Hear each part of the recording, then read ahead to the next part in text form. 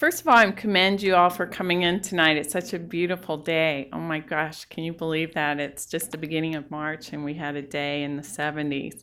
So this is a great way to, prepare yourself for this adventure that you guys will have here real soon. Now, just to get an idea of who's in the audience, is this most of you? Is this your first baby that you're going to have? Okay. And are you going to have them very soon, like in the next month, 2 months, 3 months? Okay. All right, great. Super. Okay, here's your baby. So you have your baby and you're in the hospital, and here's this little baby peeking out from the blankets at you, kind of squinting to see you. Is that you, Mom and Dad? Is that what you look like? Does it seem scary? It shouldn't be. Remember that it's all new to baby too, and believe me, babies are not very judgmental. Sometimes before they go home from the hospital, I'll ask them, are you sure you want to go home with these guys? And in 20 years, I haven't had one turn me down yet. First of all, choosing a pediatrician. First of all, does everybody know what a pediatrician is?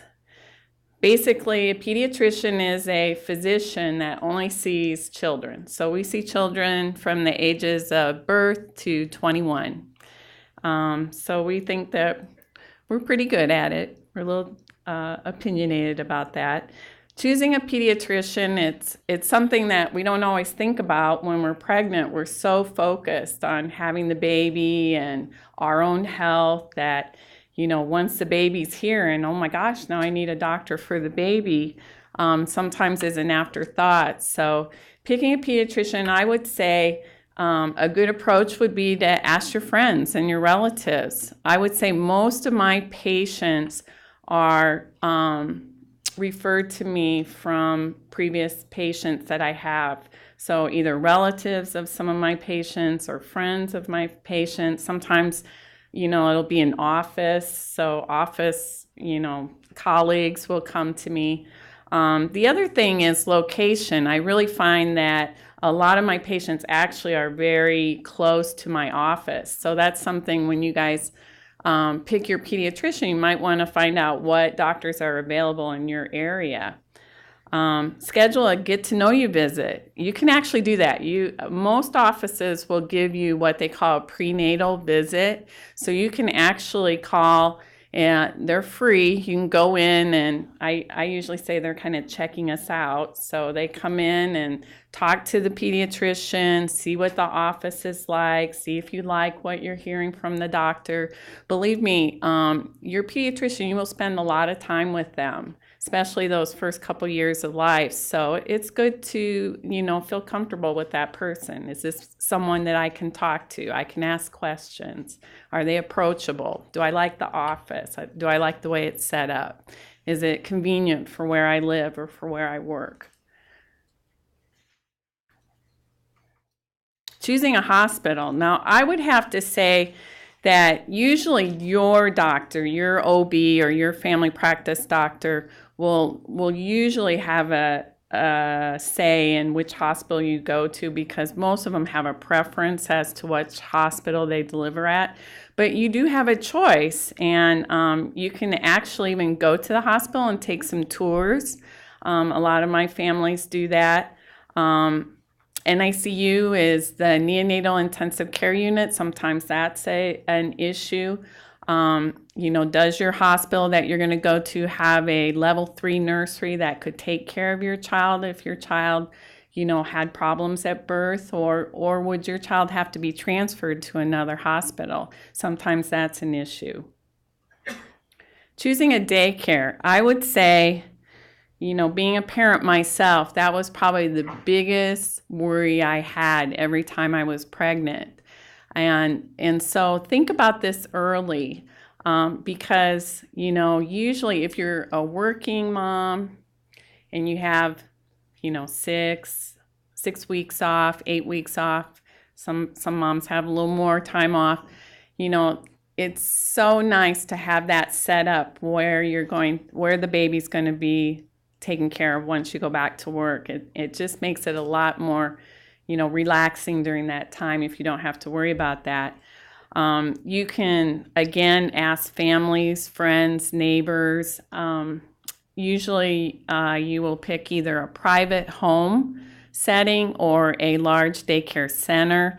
I think there's pluses and minuses to both. A private home, might have less children attending there, and so your baby's not going to be exposed to as many cold and flu viruses. It might be a little more homey atmosphere. However, in a large daycare, I think they're a little more regulated and there's more people watching, and so sometimes families feel safer going to a large daycare. Make sure your daycare provider is licensed with the state. Make sure they have special training like in CPR. I would ask them what their policies are on like sick children. You would want to make sure that you go to a daycare provider that has some rules as far as not keeping children when they're sick or running a fever.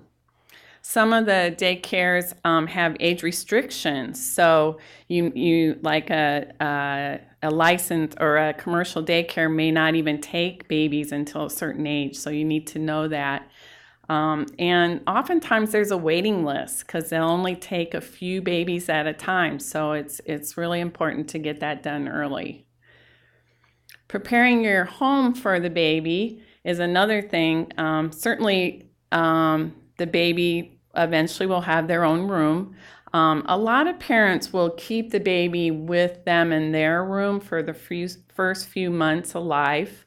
So you don't necessarily have to have baby's room all ready before the baby comes home, but a lot of people like to do that.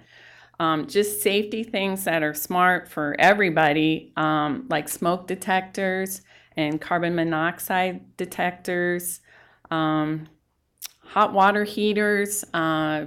Children and babies can get burned from hot water, so it's important to have that checked and make sure that your hot water heater is not any hotter than 120 degrees. Stock the fridge and freezer. That's with food. So remember, once you come home from the hospital, it's not always going to be convenient to run to the store every 5 minutes. So, having a good supply of food for you once you come home is a good idea. And then, of course, some baby supplies. What do you need for a baby? Well, if you go to Babies R Us, you would think you need the zoo for a baby, but that is probably not true. For sure, you need some place for the baby to sleep, and so a good crib. A lot of parents will choose to have like a bassinet or a cradle or a pack and play that they keep next to their bed for the first few months, so that especially if mom is breastfeeding, baby is conveniently right there, would be able to get baby easily for night feedings. But eventually you're going to want a crib, and I usually try to encourage my families to get the baby to their own room in their own crib at least by 4 months. Car seat, absolutely have to have a car seat. Can't take them home from the hospital without one, so you definitely need that. Of course, diapers, that's always a good gift to get at a baby shower because you're going to need lots of those. Layette, you're going to need some baby clothes. Now, if you know that you're going to have a big baby, I would probably recommend not getting a lot of newborn clothes because they grow out of them very quickly. They will grow about 2 pounds a month. So babies grow really fast. So sometimes it's smart to have more of the 0 to 3 month clothes or the 3 month to 6 months clothes. Of course, feeding supplies. Are you going to breastfeed? Are you going to bottle feed? And then toiletries like soaps and lotions and detergents for their clothes, shampoos. Things that are good to have, but like a stroller. You guys, if you're going to be delivering in the next few months, you're lucky that you'll have your newborn during the warm summer months. So, it's nice to have a little stroller that you could take the baby for a ride.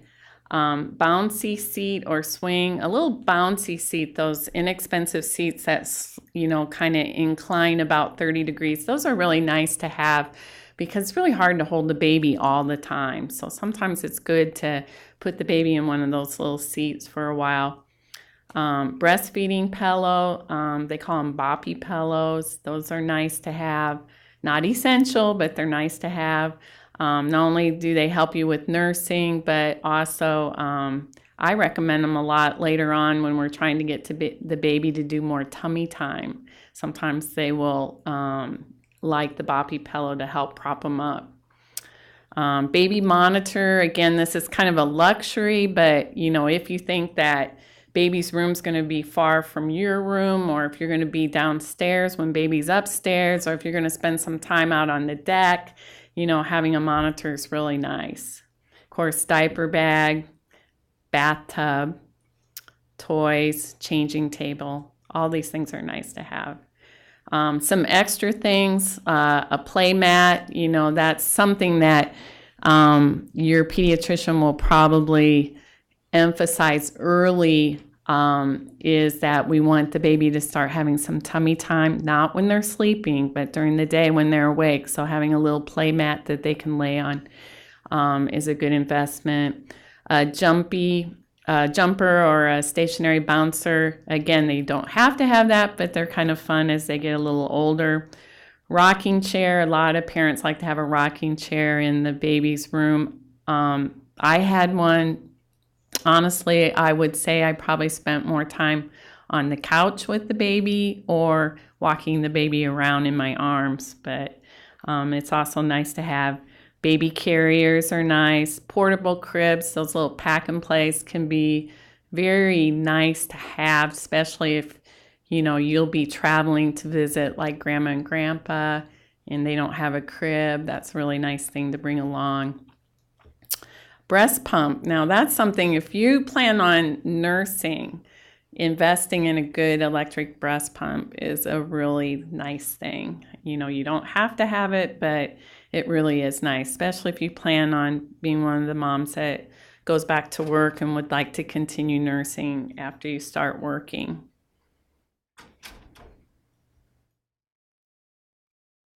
Okay, so it's the big day. You go to the hospital. What do you have to have that day? Don't forget to bring a camera.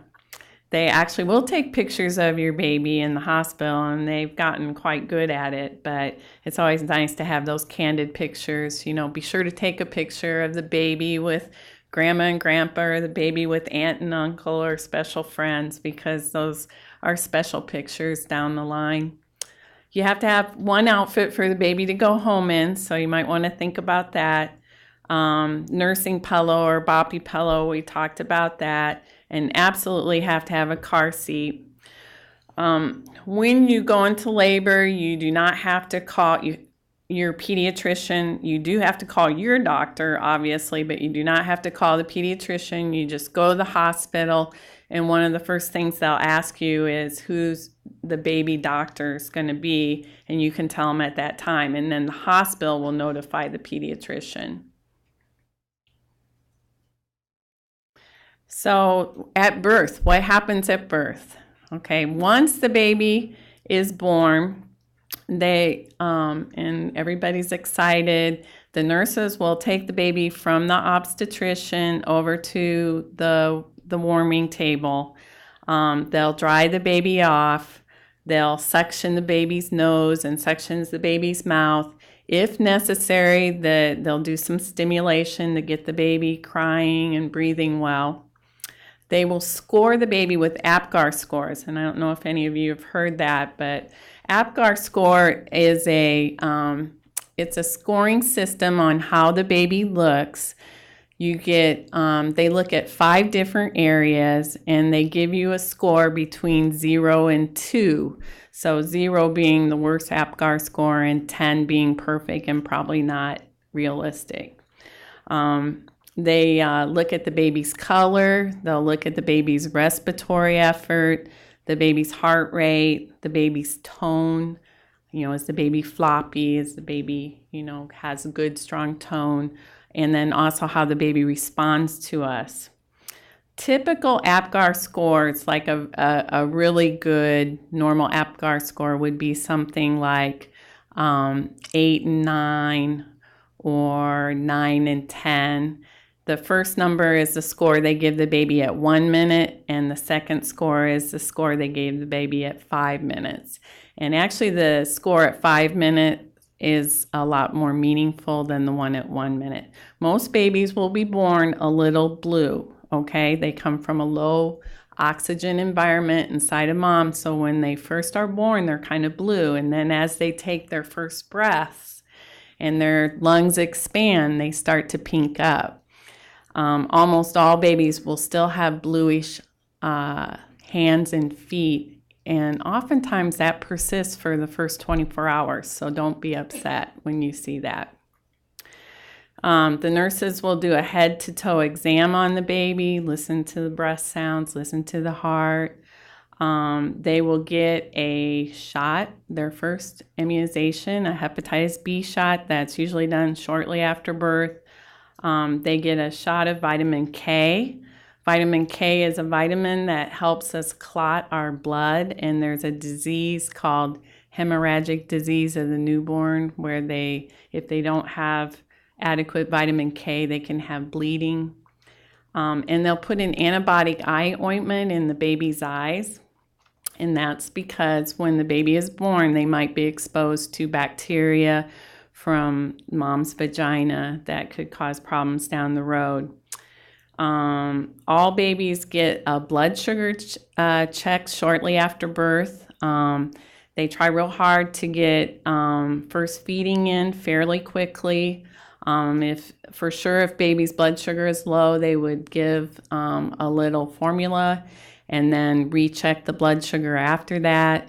If mom is nursing, they will try to get baby to breast fairly quickly and then go from there. When babies are first born, they are very kind of hyper alert. So when they're first born, they're very alert and awake, and actually that's a good opportunity to do your first breastfeeding. But after that, they get tired and they go into a kind of a sleepy mode that may last for another 24 hours. So be aware of that. And then they will give the baby their first bath. So here's a baby that has left the delivery room. Now they're in the nursery, and I'll just kind of point out some of the things that they're doing to this little guy. First of all, he's under a warmer, so they keep him under a warmer until they know their temperature is stable.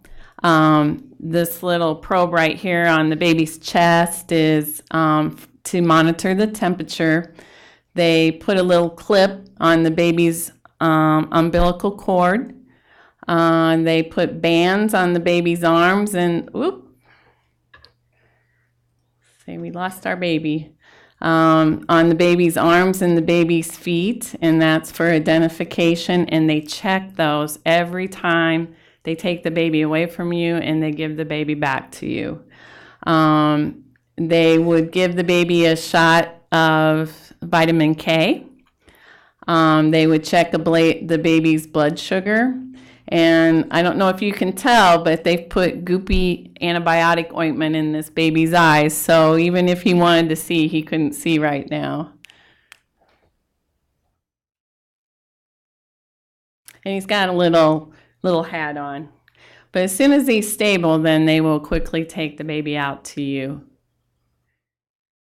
Day-to-day care is kind of common sense with babies. The nurses will check on the baby. They will do the baby's vital signs, so make sure the baby's, respiratory rate and heart rate's in the normal range. Make sure the baby's not running a temperature, or on the other hand, make sure the baby's temperature isn't too low. That's actually a common problem in the newborn period. They will monitor the baby's feeding, make sure baby's starting to tolerate breast milk or formula. Watch for baby's wet diapers and dirty diapers. You will be visited every day by your doctor. And in most hospitals, the doctor will examine the baby right in the room with you, which is a good opportunity to ask questions. Before baby goes home, baby will have a hearing screen. That's a state law that every child have a hearing screen before they leave. They will do a newborn screen, which is a blood test. And this is a blood test that screens for about 35 different metabolic diseases. And these are diseases that I could not tell that the baby had this disease by looking at the baby on the outside.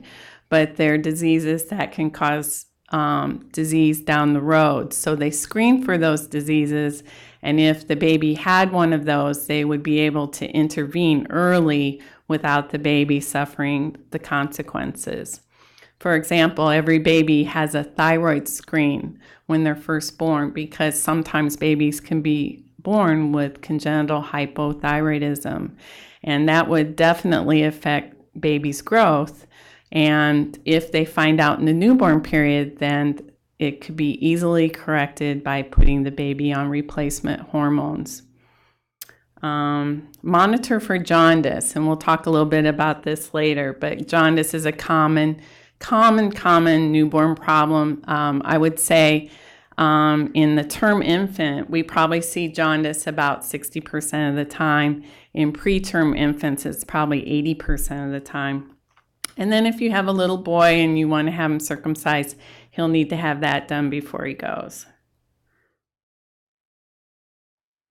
What is your job in the hospital? Well, probably the most important job is to begin bonding with your baby. And I'll tell you, those babies are pretty cute and they're pretty efficient and win you over pretty quickly. But spending some time with the baby, obviously, getting started on feeding, that's something that you're going to have to, be comfortable with before you leave the hospital. If you're a nursing mom, getting the baby attached to breast. And believe me, there's lots and lots of help now these days at the hospital.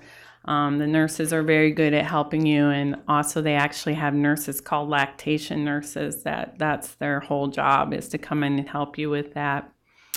Rest and recovery. Remember, you're going to be visited by lots of friends, but don't let them stay too long and make you overtired. Your most important thing in the hospital is to get feeding started with baby and for you to recover and rest.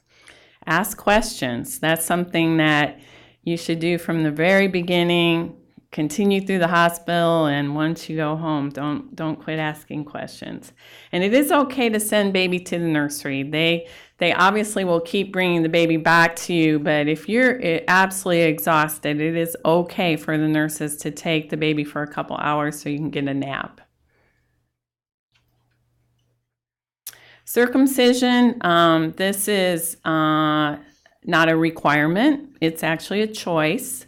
It is a very strong custom, especially in the Midwest. I would say most of my baby boys are circumcised. It is mostly for cosmetic reasons. They have shown that there is a little bit of an advantage if a little boy has been circumcised as far as not getting urinary tract infections, but it's very small. So basically it's more, if other family members were circumcised, usually the family wants the newborn to be circumcised. This is performed by either the OB or the pediatrician or the family doctor, and they will usually do this before the baby leaves the hospital. Feeding the baby. Again, this is a choice. The American Academy of Pediatrics recommends breastfeeding for the first year of life, but if you choose to do formula feeding, that's a very good alternative. Babies in the beginning are fed frequently.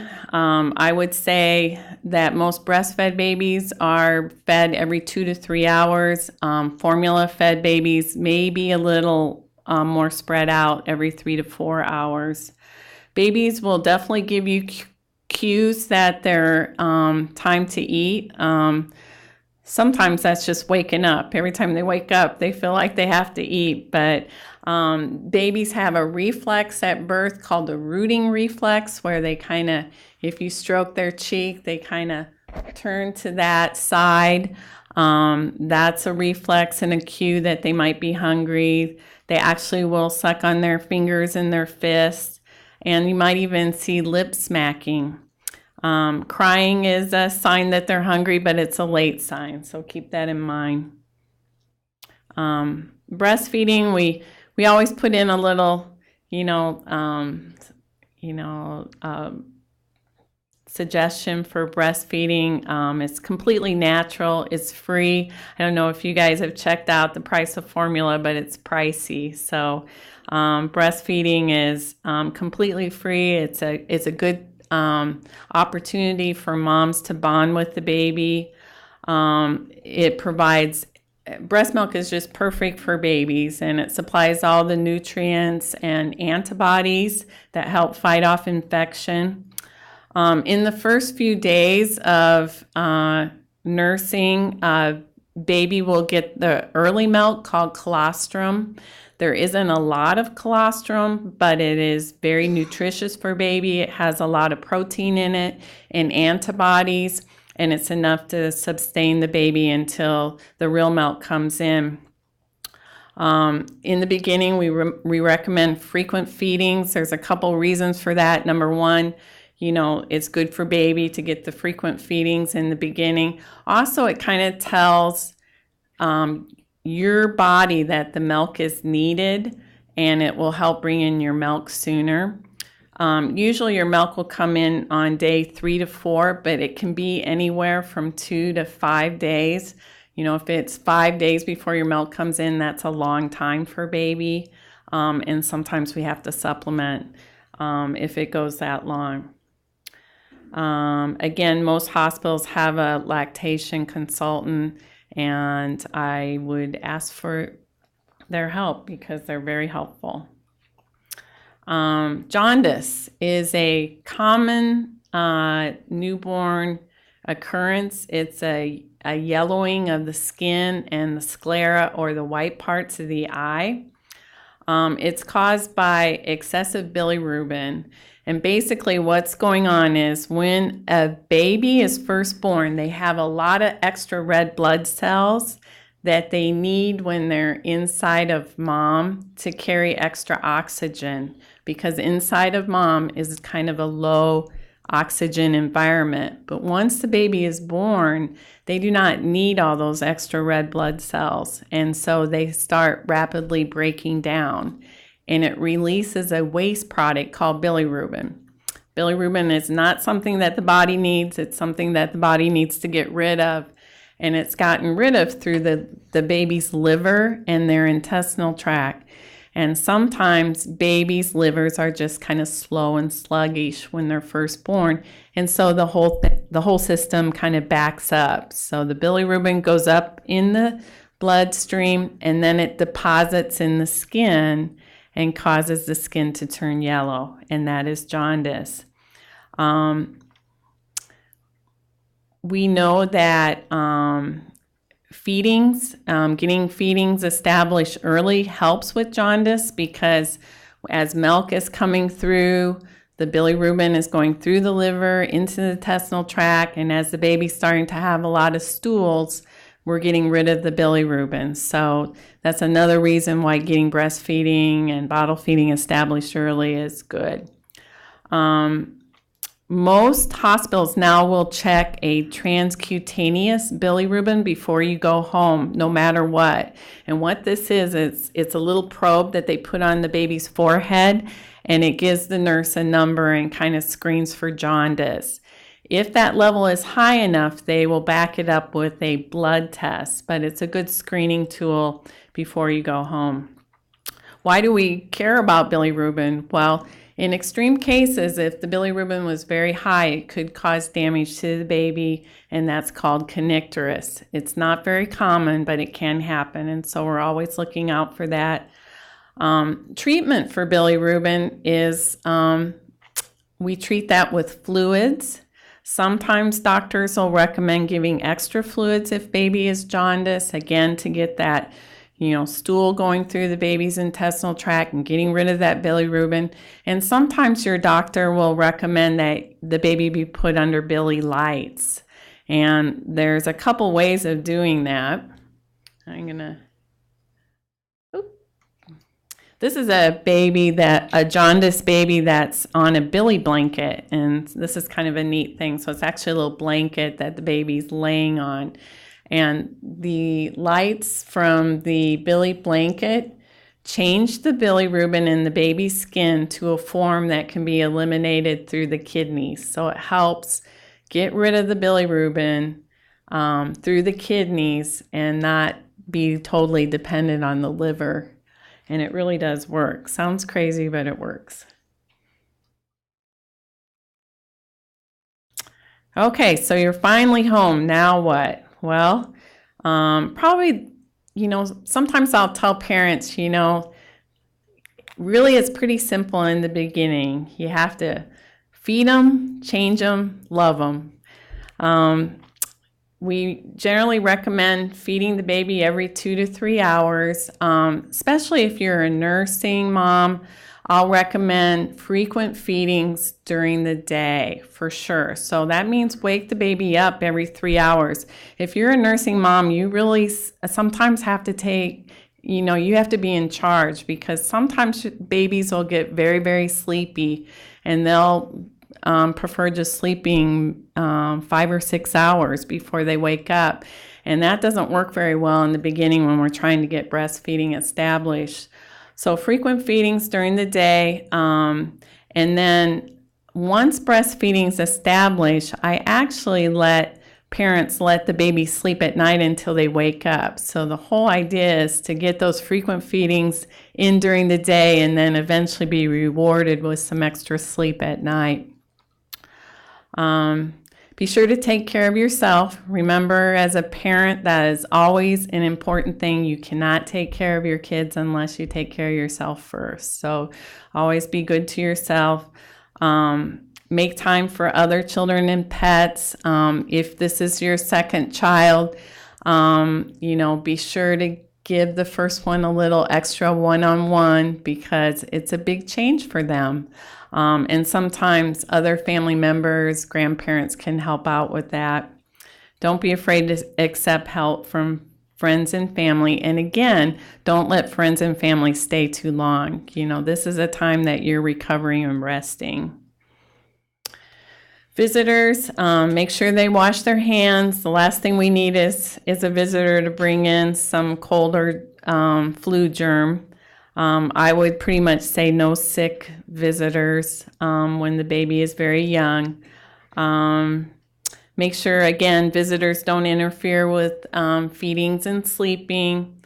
Someone probably needs to take, charge of crowd control, and, if it's been a long time, just politely suggest that, we need to rest now, or baby needs to rest, or mom needs to nurse the baby now, and most people will understand.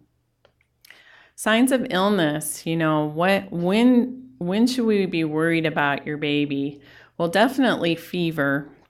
So I usually tell parents anything above 99.5 under the arm or 100.5 rectally is considered a temperature. And you should let your pediatrician or doctor know right away. Even low-grade fevers can be serious in a newborn, because usually they do not run a fever. Now, older children, if your child is 1 or 2 and running a low-grade fever, we're not as concerned, because running a fever at that age is very common, okay, with simple things like a cold. But in a newborn, a fever could be a sign of a serious illness, and we need to know right away. Also, poor feeding. If your baby just is very difficult to wake up and is not eating well, that's a worrisome sign. If baby is extremely fussy, they definitely will have fussy periods, but extreme fussiness that goes on for hours and hours and hours is not normal. Decrease in wet diapers, looking more yellow, projectile vomiting. There's 2 bad vomits, as we'll talk about later. Babies spit up a lot, okay? But there's 2 bad vomits. One is projectile vomiting, and that's when the baby spits up and it shoots out a couple feet. and the other is if baby throws up green bile. Those are pretty much medical emergencies, and you need to let your doctor know right away. First doctor's appointment. It is now a recommendation that babies are checked in the office 2 or 3 days after going home from the hospital. And this is number 1, to check baby's weight, make sure that feedings are going well and baby's actually starting to gain weight, and also to check for jaundice like we just talked about. That's also a good time, if you have questions. Sometimes when you're home and the problem is facing you right in the face, that's when you really have a lot of questions. So when you go in for that first weight check, that would be a good time to talk to the nurse or the doctor. Babies will lose weight. It's normal. They can lose up to 10% of their weight after they're born. But we like to know that baby's weight is starting to go up, and we expect them to get back to their birth weight by about 2 weeks. So we give them time to adjust and establish feeding patterns. And if it's a breastfed baby, if even at 2 weeks, if I think nursing is going well and they haven't made it back to their birth weight, all we do is have them come back in a week for a weight check. So we're very patient. After the 2-week visit, we will start seeing the baby every other month at 2 months, 4 months, 6 months, and then we go to every 3 months. So it's 9 months, 12 months, 15 months, 18 months. At those visits, we always weigh the baby. We will measure the baby's length. We will follow the baby's head growth. We will plot those out on growth curves and kind of show that to you so you can kind of see how your baby's doing from visit to visit, and also compared to other babies his or her own age. So we might tell you that your baby is average weight and they're in the 50th percentile, or we might tell you that your baby's extremely tall, they're in the 95th percentile, and we'll show you that growth curve. We also do a lot of developmental screening. At our office, we actually do formal developmental screening at certain visits, and the nurses and the doctors always ask developmental questions every visit. Of course, the doctor will examine the baby and answer any medical questions that you have. And starting at 2 months, the baby will get his or her first immunization or baby shots. Feeding. Again, the first few days, frequent feedings are kind of what we recommend. I usually will tell parents, during the day, frequent feedings, like every 3 hours. During the day, I would try to keep it bright and talk to your baby and, try to keep the baby up a little bit, although they sleep a lot, so expect that. And then at night, I would wait till the baby wakes up, and this is once breastfeeding's well established, and I would just be all about business. So I would keep the lights low. I would, feed the baby, change the baby, burp the baby, and lay the baby right back down. If you do that from the beginning, you'll have it made. You'll have a baby that kind of gets their days and nights figured out and is willing to go back to sleep as soon as you lay them down. Breastfed babies will eat a little more often than bottle-fed babies. You might see them eat again like every 2 to 3 hours, where I would say most bottle-fed babies will eat between 3 and 4 hours. Bottle choices, there's lots of options on bottles. There is one thing that a baby has an opinion about, and that's what they suck on. So I'll recommend parents, go out and try different nipples or different bottles and see how the baby does. And if you find one that works, then I would stick with that one.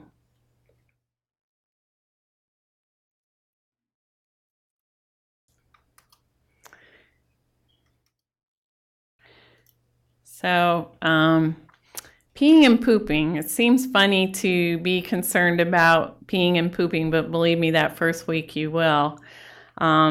Usually when you go home from the hospital, the baby will have maybe 2 or 3 wet diapers.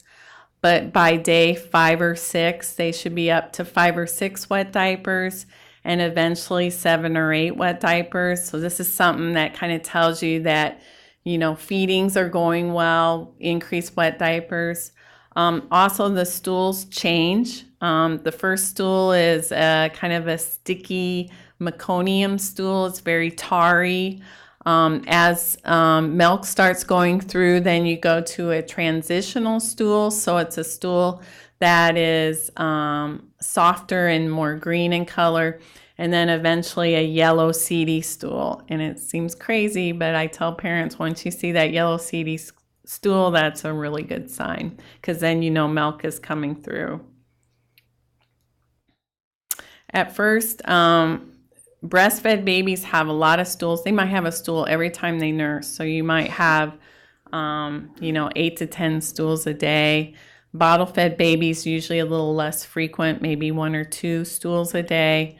Eventually, though, nursing babies can actually do the opposite. They can have infrequent stools. We kind of feel that the breast milk is so efficient that they just don't have very many stools. So sometimes breastfed babies can go as long as 4 or 5 days before they have a stool. Sleeping. I'm sure you've heard that they recommend that babies now sleep on their back. It's really important. They recommend a firm crib mattress. Don't waste your money on bumper pads. They don't recommend those anymore. They're cute. They have them in the baby stores, but it's something that baby can get strangulated on, and so they don't recommend really anything in the baby's crib anymore. They don't recommend heavy blankets or pillows or stuffed animals. Sleep sacks are okay. Those are probably the safest thing for baby. Or cotton swaddling blankets are okay, especially in the first month or so. As they get a little older, the little sleepers, the warm sleepers are probably a good choice. And we talked a little bit about day and night confusion. Bathing. Baby does not need a bath every day. Probably every 2 to 3 days. If you bathe them too often, it can actually be harmful to their skin. It can dry it out. We usually recommend sponge baths until the baby's cord falls off. Most cords will fall off by 2 weeks. So what you want to do is just clean around the cord site. And then once the cord falls off, then you can wash it with mild soap and water. Again, remember to set your water heater to no hotter than 120 degrees because hot water can burn babies. Usually gentle soap. I generally recommend hypoallergenic products for babies in the beginning. You think that baby skin is really soft and perfect, but actually babies have a lot of problems with their skin. They rash up really easy. So the best thing to do is to just use hypoallergenic products. So something like unscented Dove to clean them. If you use a lotion, something hypoallergenic like Baby Aveeno or Aquaphor. We just wash baby's clothes in something very mild like Baby Dreft or All Clear. I don't recommend softeners or bleaches on baby's clothes. Nails grow like crazy. That's something that you'll have to deal with. I really think the little cuticle scissors probably work better than the clippers. It's really easy to clip the baby's skin if baby, moves their hand. If you have trouble with that, you can always just file the nails, but it seems like they grow like crazy when they're first born. Not the toenails, though. Those take forever to grow, but the fingernails grow very fast. Sudden infant death, that's probably one of the scariest things for families to worry about, and I have lots of questions about those. For sure, the number one risk factor for SIDS is sleeping on their tummy. So for sure, I would always recommend that you keep baby on their back. They have actually shown in some of the European countries that they had babies sleep on their back, and the incidence of SIDS went down, and then they changed their mind and said, no, the baby should sleep on their tummy, and the incidence of SIDS went back up. And then they changed their mind and said, no, sleep on the back, and the incidence of SIDS has dropped. In the United States, since we have recommended back sleeping, the incidence of SIDS has definitely decreased. Interesting enough, in Omaha, the #1 cause of SIDS is co-sleeping. So this is another big risk factor, and that means taking the baby to bed with you. So it's really important to keep that baby in the bassinet or their own crib and not with you, because what happens is, baby will be next to you, you fall asleep, and then accidentally parent rolls over on the baby and the baby suffocates. And obviously this is going to be more of a threat if the parent was impaired, like with alcohol or drugs. Smoke is another risk factor for SIDS. So, for sure, I would try not to have any smoke in the baby's environment. And that includes, I would not recommend that you go outside and smoke. I would just try your best not to smoke altogether. There has been some research on, using a pacifier to lower the risk for SIDS. Also, some people talk about running a fan in the room, and then also practicing tummy time, not when they're sleeping, but during the day. There is some evidence to support those things, but probably the biggest factor is going to be keeping the baby on its back, no co-sleeping, and no smoking. Rashes. I talked a little bit about how babies rash up really easy. We have lots of trouble with baby skin. This first rash, can you believe it? Erythema toxicum neonatorum. Do you think they could have picked a longer name for this rash? But I usually call it just newborn rash. Basically, it's a rash that looks like little flea bites all over the baby's skin, and it looks like a little flea bite with a little redness around it. It is not an infection. It's the baby reacting to the new products in its environment. And you don't have to do anything special for it. It dries up and goes away by itself. But I usually warn parents that it may be a sign that the baby's going to have more sensitive skin. And I think I have a picture. This is another picture of a jaundiced baby, by the way, and this is a baby that's not being treated with a Billy light. It's actually being treated with the lights that shine down on the baby, and because of that, they have to wear a little mask on their eyes. But if you can see, I don't know.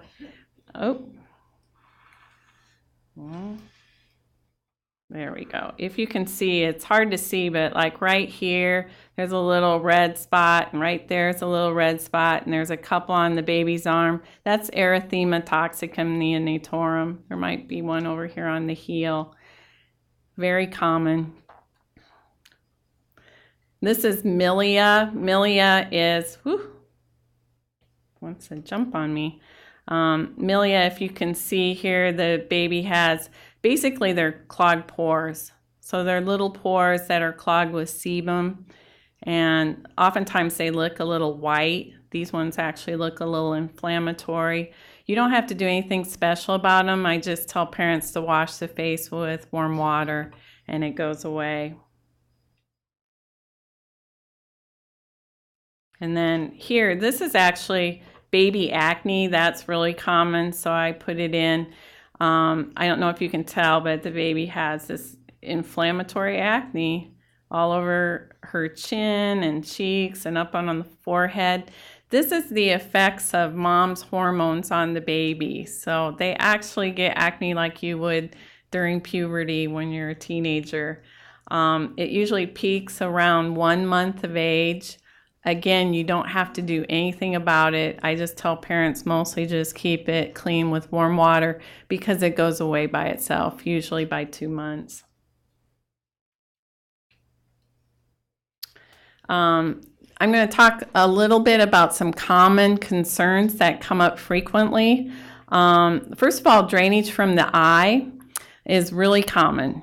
And there is a condition called lacrimal duct stenosis. There's a little duct that's in the corner of our eye that drains the tears from the eye to the nose.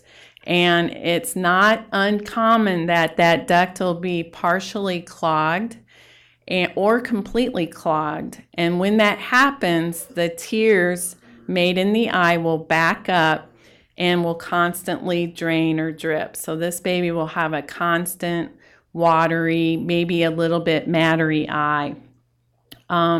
It is not an infection. All you need to do is massage the tear duct. We usually recommend doing that at least 3 times a day. And then just cleanse the eye with like a clean wash rag and warm water, or cotton ball and warm water from the inside out.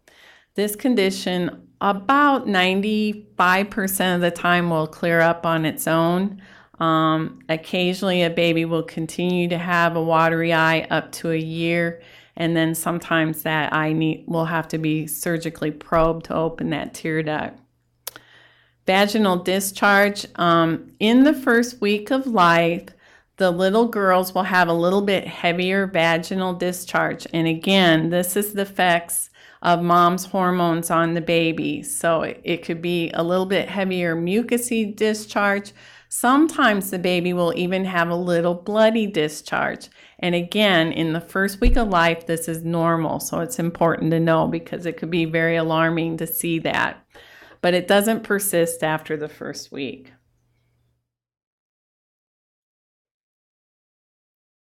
Fussy baby, common. You know, I would say the average baby will cry about 2.5 hours out of 24. So that's normal.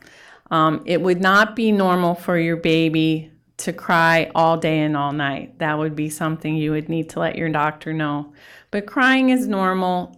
You know, babies can't tell us what's wrong. You always check to see if baby's dirty. You know, is the baby hungry? Is the baby cold? Is the baby over hot?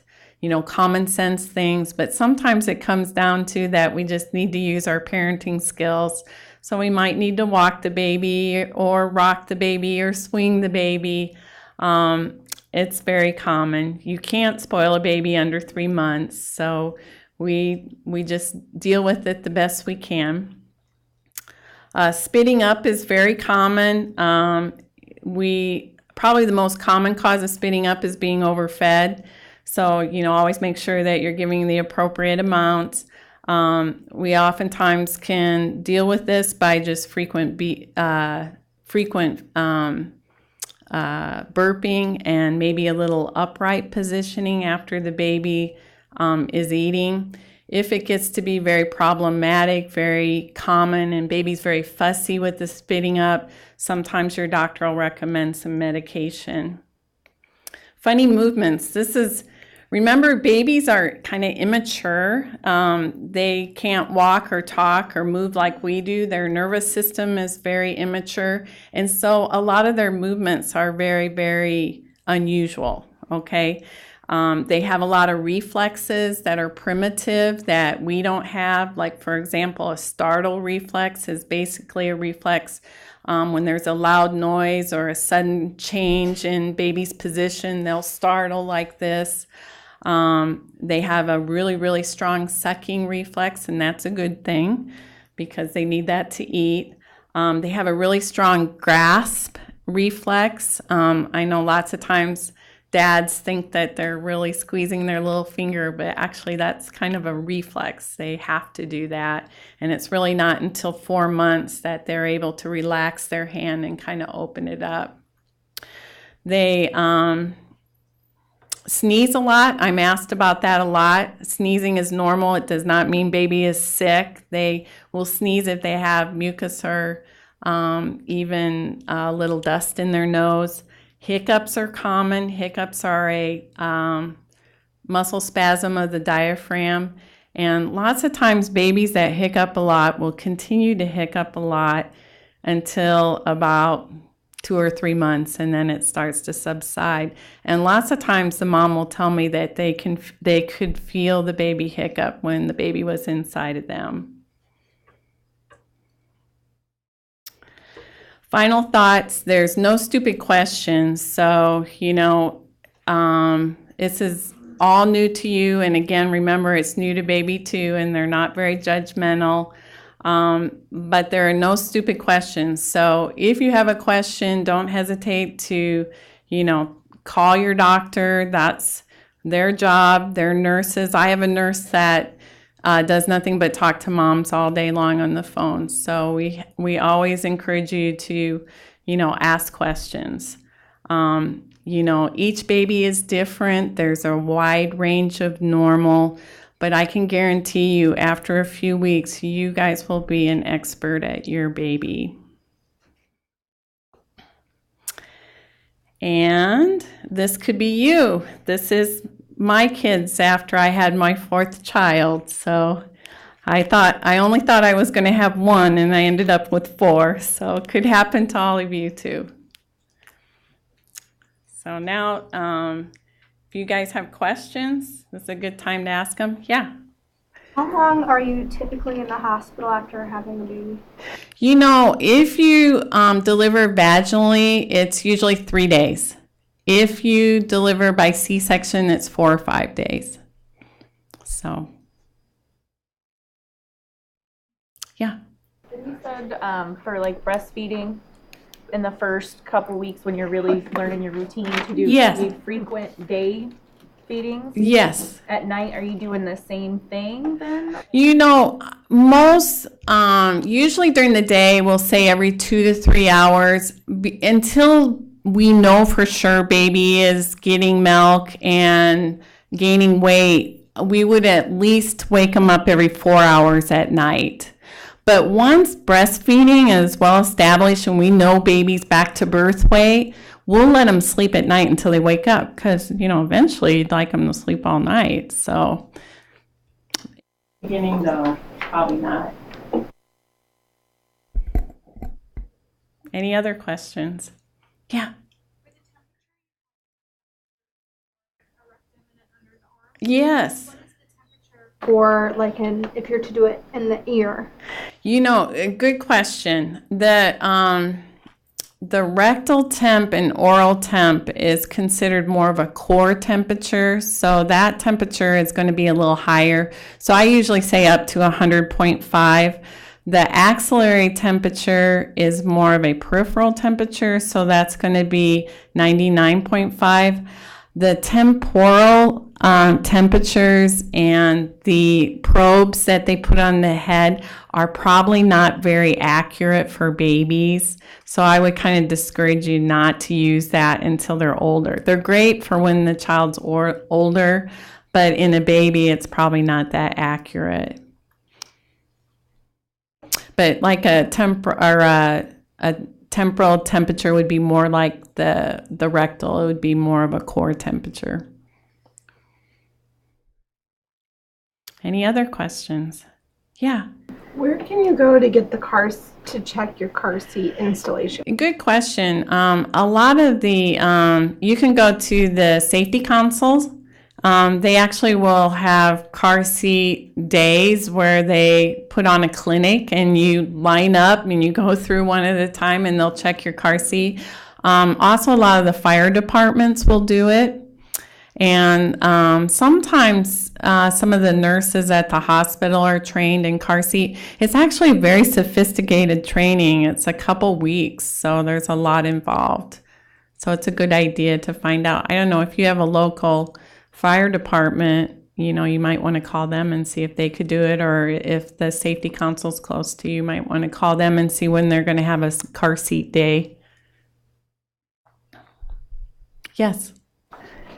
When the baby gets to be about 3, 4, 5 months old and he starts to roll over, when you say keep him on his back as much as possible when he sleeps, would you turn him over, check on him? That's a good question. Fortunately, most of them don't start rolling over until after 4 months, and the high risk period for SIDS is between 2 and 4 months, okay? But we always tell parents to lay them down on their back. After 4 months, if you have a really strong baby that keeps rolling over, basically I tell them to forget it, because you can't go in there every 5 seconds and turn them over. And probably a baby that is that strong, that can roll over that young, is probably a lower risk for SIDS anyway. So we try. Any other questions? Okay, so I didn't talk about every single thing that was on the slides, but all that's in your handout, so you guys can refer to that too. And if you have questions after the talk, you're welcome to come up and talk to me. Thanks a lot for coming.